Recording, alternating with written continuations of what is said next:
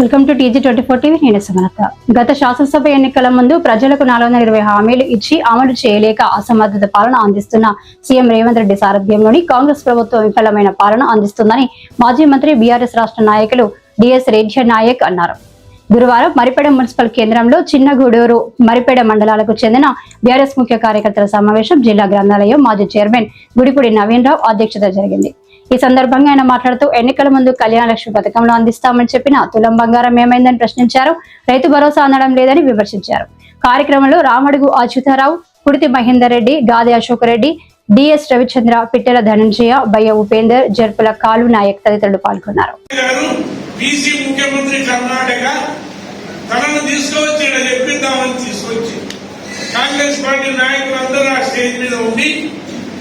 Congress party అధికారంలోకి వస్తే మీరందరూ ప్రజల్ని, తెలంగాణ ప్రజలు ఓటేసి గెలిపిస్తే మేము మీకు లోకల్ బాడీ ఎన్నికలు అంటే మున్సిపాలిటీలు కావచ్చు, జడ్పీలు కావచ్చు, ఎంపీపీలు కావచ్చు, గ్రామ పంచాయతీలు కావచ్చు, ఇంకా ఇతరన్నీ కూడా ఈ లోకల్ బాడీలో బీసీలకు 142 సీట్లు ఆ పదవులు వారికి కేటాయిస్తారు అని ఆ రోజు వాళ్ళు అక్కడ వాగ్దానం ఇచ్చారు. 42 శాతం ఒక అది బీసీ డిక్లరేషన్. దానికి ఒక లోకల్ బాడీలో 42 శాతం రిజర్వేషనే కాదు, ఇంకా మనం చెప్పడం లేదు.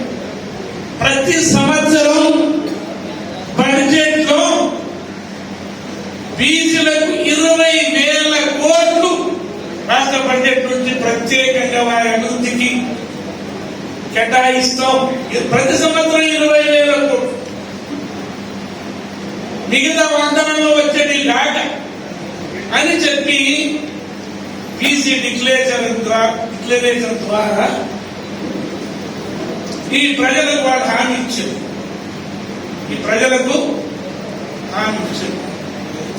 లోకల్ బాడీ ఎన్నికలు వస్తున్నాయి.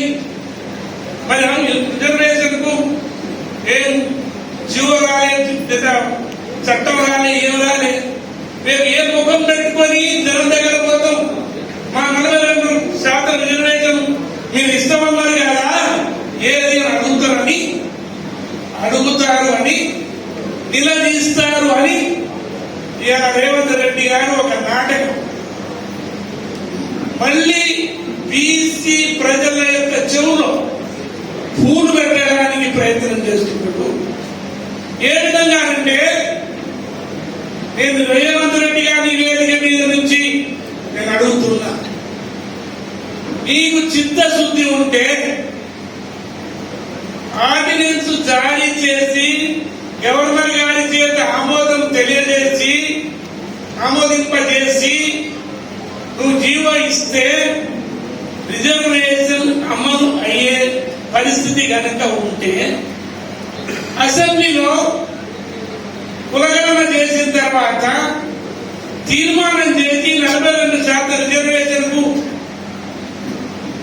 మాకు అనుమతి ఇవ్వని రాష్ట్రపతికి ఎందుకు పంపించుండు?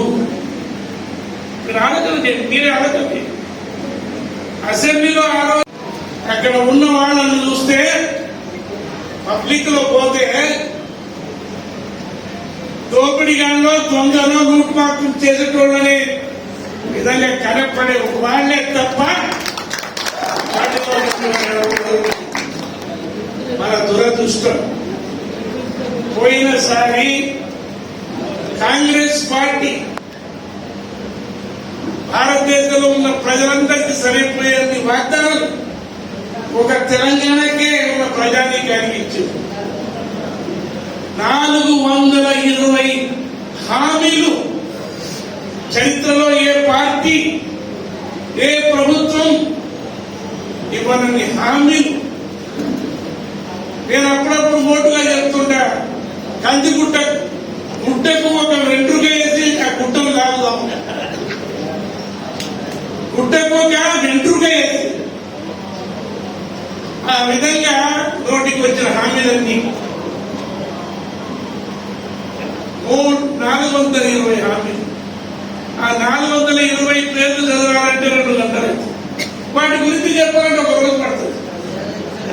అన్ని హామీలు ఇచ్చారు కాబట్టే ప్రజలు ప్రలోభపడ్డారు, ఆశపడ్డారు. ఇవన్నీ వస్తే మా జీవితాలు బాగుపడతాయి, మా కష్టాలు దూరం అవుతాయి. ఒక పార్టీ కదా మామూలు వాళ్ళకి చెప్పినారే. సోనియా గాంధీ గారు వచ్చి ఖమ్మంలో చెప్పింది. సోనియా గాంధీ గారు, ప్రియాంక గాంధీ గారు, రాహుల్ గాంధీ గారు, కేరళ ముఖ్యమంత్రి గారు, ఖర్గే గారు, రేవంత్ రెడ్డి గారు లాంటి వాళ్ళు రైతు డిక్లరేషన్ ఏదో అని పెట్టి 6 హామీలు 6 గ్యారంటీ హామీలు కాదు, 6 గ్యారంటీ.